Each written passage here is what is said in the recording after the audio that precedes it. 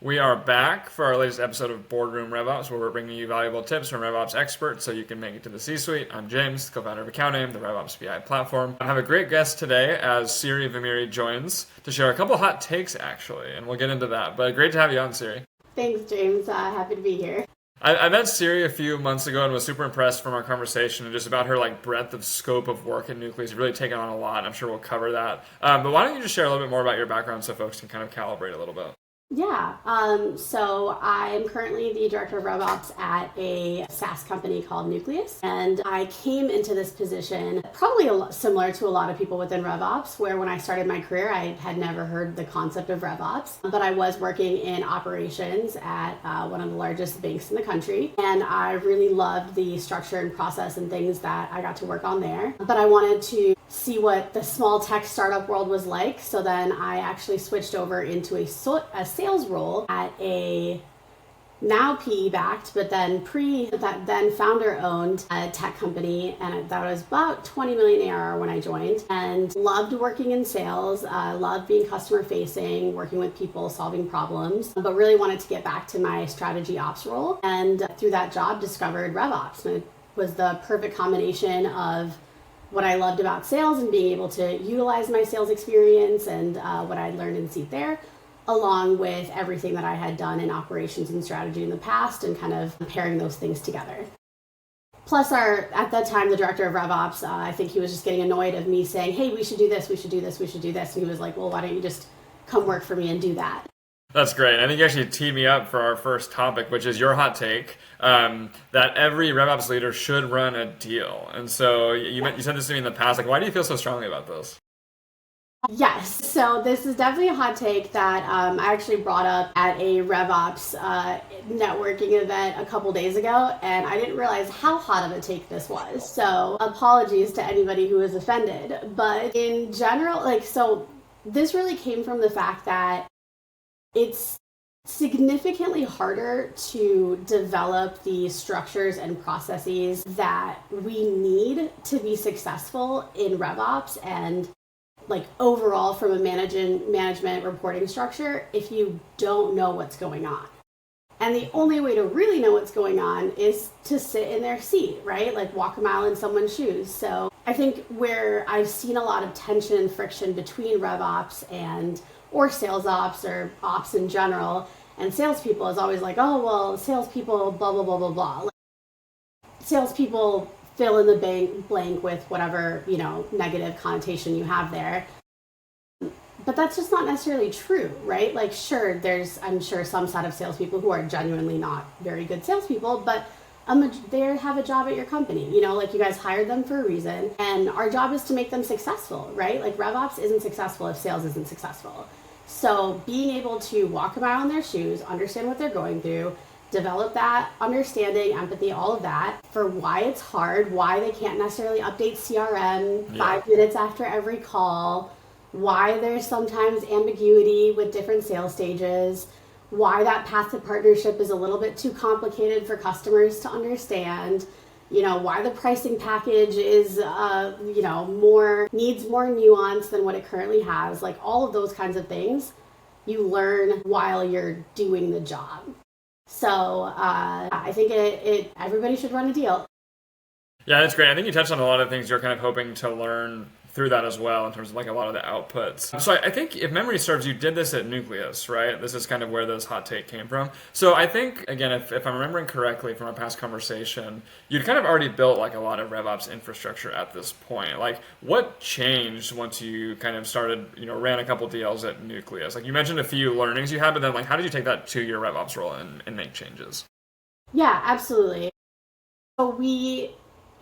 So I had stood up a lot of the RevOps functionality already, but there was a lot of, I want to say maybe nuance that I was missing. So for one example would be our CRM. So when I joined Nuqleous, one of the first things that I did was stand up Salesforce. So We had HubSpot as our CRM. That's also another hot take, switching from HubSpot to Salesforce. But that was it is the right move for where we are as a company. And going through that process, I had a lot of ideas. Like I came from PE-backed SaaS company. I'd worked at these like large enterprise companies, so had a lot of ideas about how Salesforce needed to function to basically be able to output what I knew a P company would ask for. So like working backwards from like, hey, this is generally the monthly reporting deck that I'm going to need to do. Wasn't sure which P firm we'd be working with at that point, but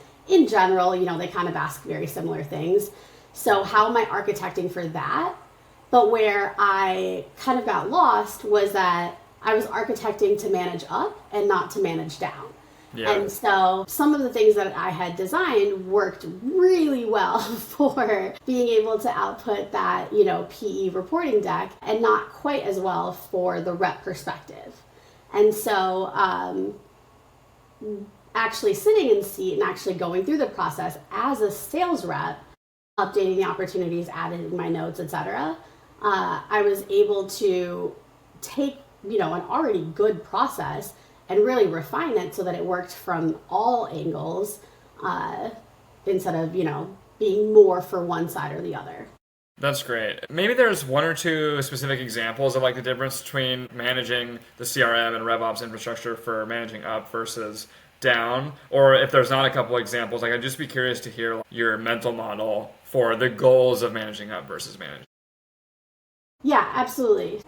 Let me start with the goals maybe. So the goals for managing up really is around those value-based metrics, right? So like what are the things that people need to know to understand the trending of the business, not just the results, but like, are we trending the right way or the wrong way? And then also what you as the RevOps person who understands the data and the structure, et cetera, think are the most important to focus on, to fix, to change those trends. So like pretty macro level things, right? Like this is the trend and these are the items that I think we need to focus on to fix it. So that is like a very macro perspective in terms of the decision making. The reps are in a very micro focus. Like they care about their one deal that they want to close this week, or maybe 5 or so, but still like a significantly smaller portion, but they're the ones that are actually updating every individual field. So even very, very minute things like in Salesforce, some field types are inline editable and some field types are not inline editable. And I had made some decisions on the type of field that I was using based on what was easier for me to output the reporting, because I was like, hey, I want it to look in this certain form, so I'm going to make this field this type, without thinking through the fact that if I make it this type, then it's no longer inline editable for a rep when they are looking at it in a list view or report view. So flipping that and saying like, okay, I understand that, we ask a lot of our reps and the goal is really to get the best data that we can out of them, right? And to get the best data that we need out of them, we have to make it as easy as possible for them. Mm-hmm. So, I feel like it sounds kind of silly to like be talking about inline editable fields this much, but it made a huge difference, right? Like yeah, makes sense. Yeah. Happier, my VP of sales was happier, and I was happier, and my leadership was happier because they're getting better data. So that's like an example of kind of how I designed for up versus down.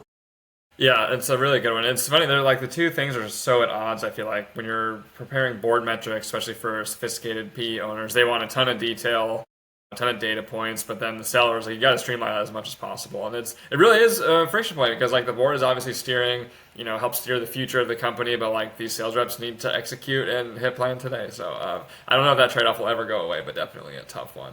Yeah, absolutely. And I think you use the term friction point, and there is friction there, but I think our job as RevOps is really to reduce that friction, right? Like we're the glue, the touch point, insert word that reduces friction. And these kind of like little changes, I think, add a lot of value to show the reps that like, hey, we're on your side.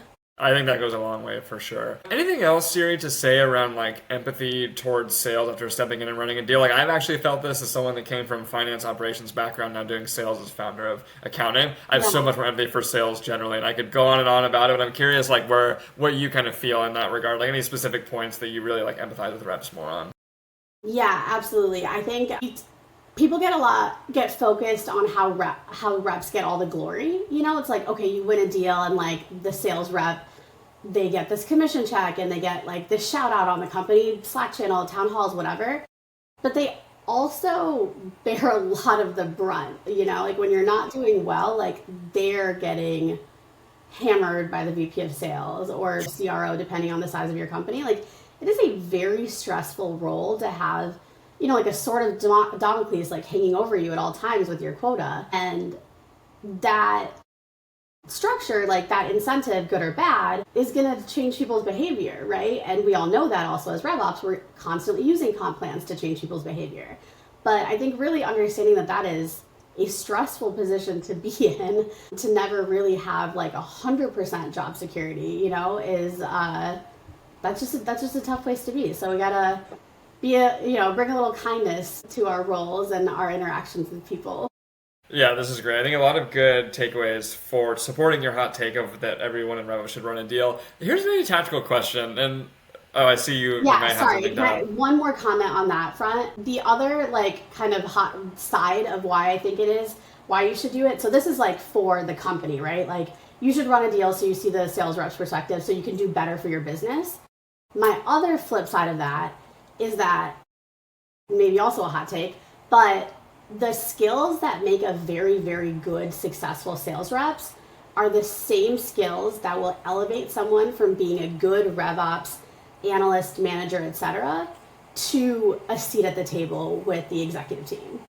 So it's that ability to be curious, ask the right questions, like understand, you know, what your prospect's problems are, how to connect the dots of like how you can solve that problem. That ability to communicate succinctly in a way that's approachable, that they want to hear from. All of that, just general presentation and like personableness, like those are all of the same skills that are going to take you from just being like somebody who spends all day in Excel to somebody who is taking the value out of what you found in Excel and presenting solutions to your C-suite, your board, your PE firm, whomever. I think that's so spot on. I think doing discovery of your own users is a huge thing, but also, well, I kind of think of three things, and probably just repeating what you just said, but I just agree so much. Discovery to understand what actually needs to happen, actually figuring out what people really need, not what they say they need, but then also like redirecting folks when there's like an endless amount of requests, right? It's kind of like being in the sales or like solutions engineering seat as well. It's like, we can't exactly do that, but we're going to work our way around it, either with something else or maybe with a little smooth talking as well. Yeah. Or like, you know, we're going to put it on our roadmap and like, let's figure out our 3, 6, 9, 12-month strategy. Like, how are we going to be partners for the next 5 years instead of the next 5 weeks, you know? Like all of that. So yeah, absolutely. So I think that's like I don't want to say selfish, but like more the personal development side of it as well. If you run deals and you get good at those skill sets, you're going to be good on either side. Yeah, last thing on this topic, someone, you know, maybe listening and maybe they're either scared away from this completely or maybe they're totally bought in and they want to go do this. Like, I think you might be it might be easier for you because you do have sales background previously. How can someone in RevOps like actually get permission to run a deal? Like, what worked for you? Yeah, absolutely. Whenever I took my first sales role, I had never actually worked in sales before, right? Like was coming out of operations at, a finance company. The way that I approached this role and getting into that position for the first time was really around how all of your interactions are sales. So I was like, okay, so maybe I haven't carried a quota, but I worked directly with X, Y, and Z stakeholders and I got their buy-in in these kinds of ways. And I'm good at that because of blah, blah, blah, blah. So I think it's really like back to what we were saying, you know, it's kind of both sides of the coin of how do you describe to other people, whoever you're asking for authority from, whether it's, you know, your CRO, your COO, your VP of sales, but explaining to that person how you already are in a sales position so they can trust you because of the interactions that hopefully they've had with you. And you can say like, hey, you're my stakeholder and this is how, our relationship has gone. Let me go do that elsewhere. And I also think it's a great opportunity to shadow. So even if you're not immediately jumping in to run like a huge sales deal yourself, you can also position it as sales enablement. So, hey, I want to shadow this person through the entire sales cycle, be on every single call, because it's also a coaching opportunity, it's also a sales enablement opportunity, and it's, I'm going to use it from this enablement perspective. So I think that's another like kind of mini way to step your way in there. Yeah, I love that. And you could also even take on like, as unsexy as it is, filling in the CRM for the rep after. And so you might not do the actual selling to start, but you can do everything else, right? Exactly. That's great. I want to switch gears a little bit. You made a couple references to working for PE-backed companies, also getting a seat at the table. I was super impressed when I heard in your roles that you have had a literal seat at the table with these investors, like the Vistas of the world, the Great Hills, and firms as well, which if folks aren't familiar, these are very good, sophisticated investors. I feel like it's unusual for someone in RevOps to literally have a seat at the table with the investors. Like, how did this come about for you? Yeah, absolutely. It's definitely one that they believed in my skill set. My leadership believed in my skill set because they knew they could put me in front of these people because I had come from a sales background and could carry myself, etc. All paths are like really leading back their teams. Having that skill set already helped, but really being the person who could answer questions. So being so connected to the data that I was able to build a trust with them where it was like, hey, this question might come up, or they might want to know more about X, Y, and Z deal, or this strategy, or how we're doing in this area, and developing the trust that I could answer those questions because I am the person who is in the data every single day, owned the spreadsheets, owned the pipelines, owned the forecasts, etc., and really understood what the data was saying. That's great. I think it's a great case study for what we talk about at Accounting a lot because we're a data analytics solution. Is that like if you can master the data as a RevOps person, like that is the unlock for your career because people now come to you for questions. You naturally get brought into these big, hairy discussions and strategic conversations because they really need your input on it. Versus if you are more passive and are just taking in tickets and you're not actually thinking about the data, bringing things up proactively, people don't feel that as well. So I think it's great to hear this working out in practice. So you're in these meetings, you have a seat at the table, like what do PE firms actually care about? And we can take this more broadly too, like, what are they digging in on? Like, what are the conversations like? Surely it's not about CRM architecture. No, I don't think they care about CRM architecture, but they do care about what the CRM architecture is going to output, right? So they care about, they care about win rates, they care about your competitors, they care about timeline. All of those things that is directly tied to your CRM architecture, even though they're not necessarily thinking about it. So I think what, in my experience, PE firms care about is, one, how are we going to get to this number, whatever that, quarterly, annual, however your business looks at it. But what is the plan for us to get there? How confident are we in that plan? And what are we doing to mitigate all the risks to that plan? So at the end of the day, like that's what everything bubbles down to. And your CRM architecture, your win rates, your competitors, those are all components. But at the end of the day, it's like your ability to take those little things and connect it back to that like big goal that the PE firm cares about. Yeah, it makes a lot of sense. They have a 5 to 7 year hold period, and then each, of course, quarter and year leading up to that is all in pursuit of that exit for them to make money. So it makes sense. You talked about needing to own the data to understand this. Like, how did you prepare for these meetings? Was it that you were in the data enough that you already kind of had it, or was there something you did to just feel like you were really ready for these big conversations? Yeah, that's a great question. I think so I'm currently working with my third PE firm, and I think one thing that I've learned is that they're all different. They all have that big number that they care about. And I think what I just summed up about, they all care about how you're going to hit that number is the same. But preparing for each of them has been very different. And the best way to prepare for it, I definitely do think is being in the data. So understanding down to the very micro level of how long has X deal been in the pipeline for at certain stages really lets you be a lot more prepared, especially when you don't know the PE firm that well yet. Like once you develop your relationships and you have a good understanding, it's a very different process. But when you're still trying to feel each other out and like understand kind of what your role is, knowing everything in the weeds is really helpful. Yeah.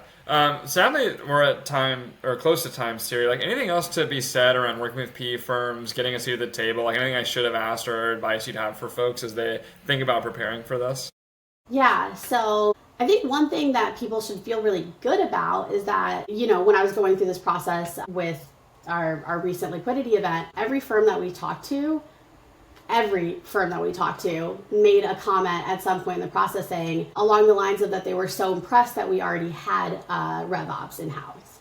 They're like, that's one of the first things that we do when we're coming into a company your size is to implement RevOps and hire that role and start building out the function. So I think everybody should feel really good about being in this position and in this seat because it is one that is very valued by those firms.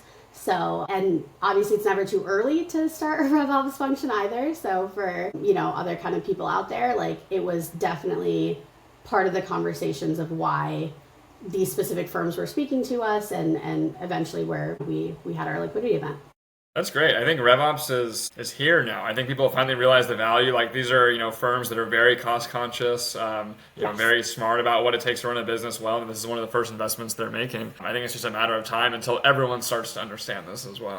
Exactly. And, I'm with my third PE firm now. And one of the first expenses that they approved literally within 2 weeks of being on was more resources for me within the RevOps space. So that, along with the balancing it with sales and CS and other functions, it wasn't part of their initial strategy, but when they came on, and I was able to present my case, then they very quickly agreed that to invest in it. So I think as long as you can come to the table prepared with that data, with the ability to succinctly and in a value-driven way present your case, there's definitely room to grow.